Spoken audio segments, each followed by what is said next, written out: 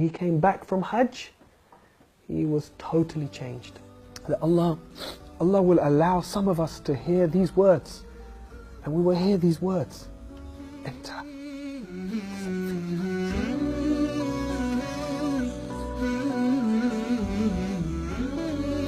So this verse is very dear to my heart, because this is my hope, that we will hear this, and that my children and my parents will hear these verses.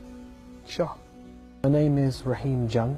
I was born here in London, in fact only a few hundred meters from here. I've always lived in London all my life. My father came here from India in the 1940s, but his family were originally from Hijaz area of Arabia. But my mother's family are Irish. So my mother and father, they met here in London. My mother was Irish Catholic. So we were brought up in a very liberal family, not really following one faith or the other faith. In fact, following no faith. I went to work for one of the most famous record companies in the world, which was Motown Records. And at Motown Records, that was when I really started to mix with different people. So if I was to think about some of the people that I met, some of the people that I worked with Stevie Wonder. And Stevie Wonder is one of the biggest recording artists in the world. I was on the team that organised Stevie Wonder's 40th birthday party and the launch of his Jungle Fever album.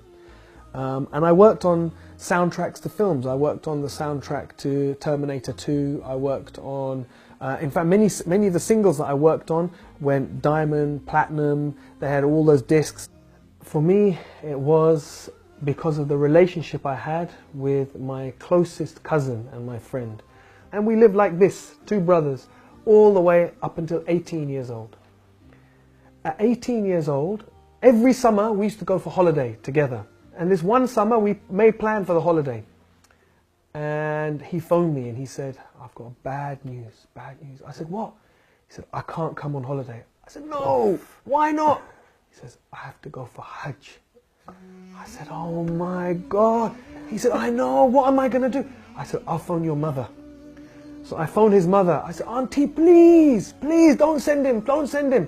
She said, "No, he's going for Hajj. He's 18, he has to go for Hajj." I said, "No, please, we booked the..." She said, "No, he's going." He said, "What can I do? I'm sorry." So I went on holiday with my other friends. He went for Hajj. When he came back from Hajj, he was totally changed. Totally changed. He started to grow his beard.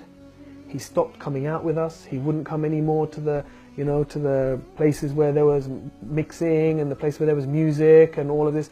He just started to practice his deen. But when I used to meet him, he was content. He was happy. Things started to change. My career started to have some problems. My relationships started to have some problems. But my heart started to feel different. When things started to go wrong in the music business, and they didn't go wrong from a dunya point of view. From a dunya point of view, they were very good. But inside my heart, I was feeling more and more depressed, more and more empty. And it got to the stage one day when I really thought I was going crazy. I was at my house, I thought I was going mad. And I remember thinking about God and making a deal. And there were many, many sins in my life at that time. And I remember saying to God, "If you help me in this situation that I'm in now, I will give up all my sins for 3 weeks." This was the deal I made with God. And on that day is when I said, "And I will open the Quran and I will read it." And when I opened the Quran and I read it on that day, like a miracle, the verse I read in English, "After every difficulty comes ease. فَإِنَّ مَعَ الْأُسْرِ يُسْرًا إِنَّ مَعَ الْأُسْرِ يُسْرًا." And for me,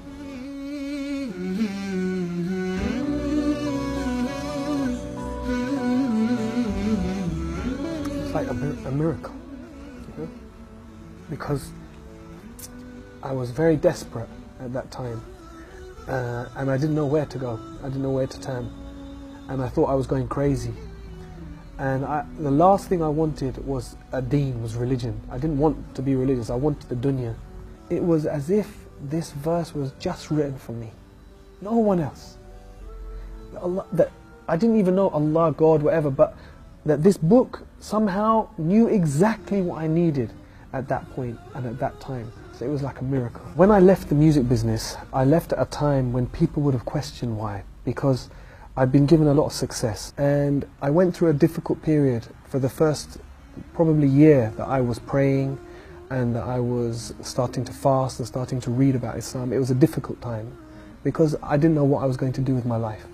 أكبر تحدي واجه رحيم هو رفض أمه لدخول الإسلام.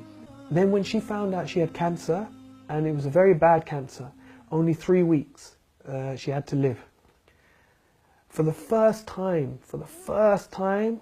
her heart softened towards Islam. Just a little bit. But it was, wallahi, it was a miracle. Because it was step by step by step.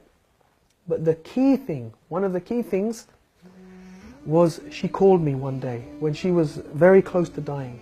She called me and she said, look, I don't want to be buried. I want to be cremated. So I said to her, no problem. But I said, tell me this. If you're cremated, who's going to do it? She stopped. She said to me, well, what's the alternative?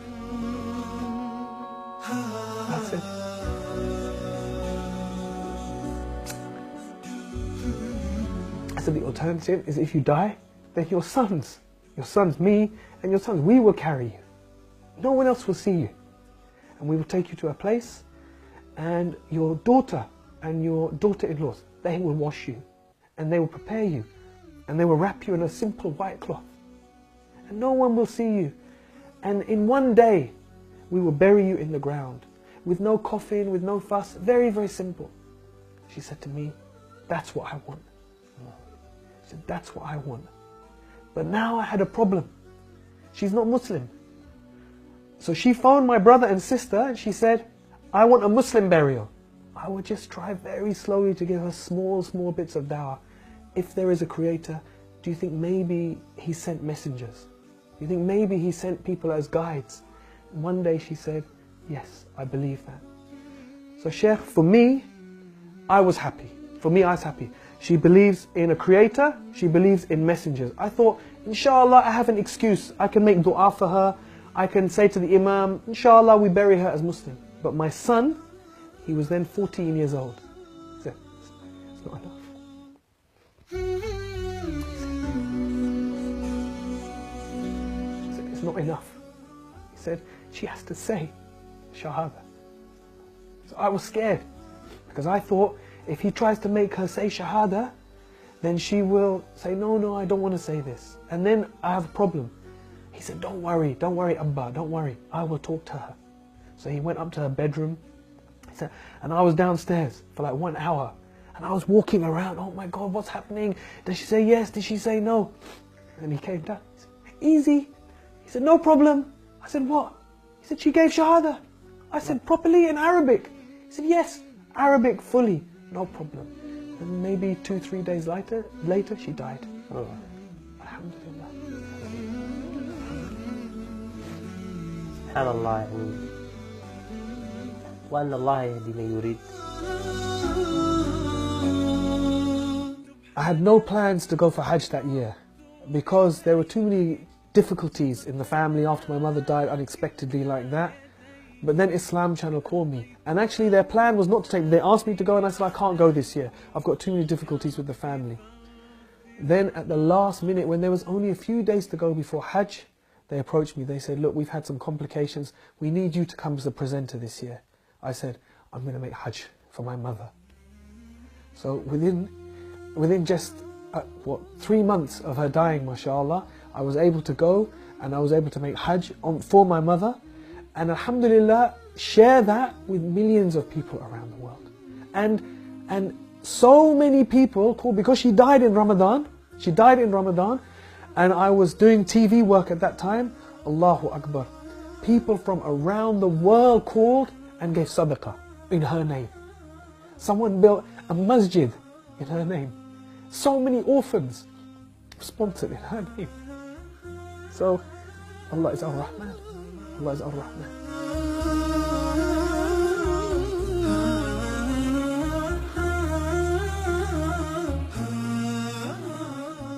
Saad al-Ghamidi, Sheikh, was the first one who I heard. And I thought, SubhanAllah, this is so beautiful. So I used to play last juz all the time. And his recitation of Surah Al-Fajr is so beautiful. So first of all, it became my favorite verse just by the sound of it. He used to say at the end of Surah Al-Fajr, Ya ayyatuhan nafsul mutma'inna irji'i ila rabbiki radiyatan mardiyatan fadkhuli fi ibadi wadkhuli jannati. And the way Shaykh Saad Al-Ghamidi recites this, it just is so beautiful. I didn't know what it meant, but it became my favorite verses just by the sound. Then when I began to read and understand what it meant, every time I think about these verses, I just think one thing, that maybe we will hear Allah say this.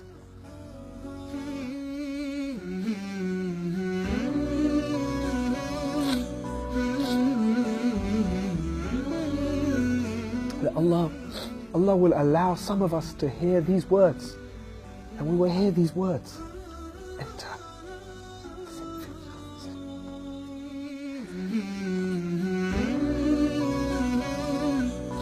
So this verse is very dear to my heart, because this is my hope, that we will hear this, and that my children and my parents will hear these verses. Inshallah.